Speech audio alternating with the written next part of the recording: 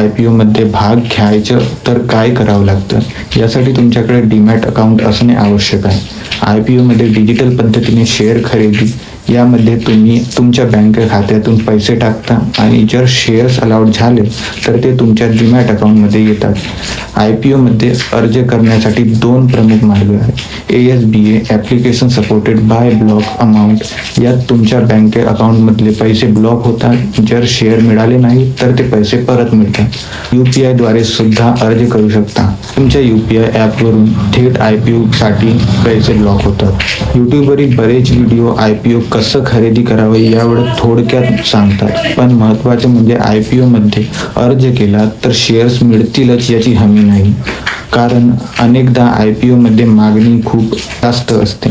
उदाहरण LIC IPO. लाखो लोकांनी अर्ज केला पण खूप जणांना शेअर मिळालेच नाही. म्हणजे IPO मध्ये अर्ज करणं म्हणजे लॉटरी सारखंच आहे, पण योग्य निवड केली तर एक चांगली लॉटरी तुमचे भविष्य बदलू शकते. IPO मध्ये भाग घ्यायचं तर काय करावं लागतं?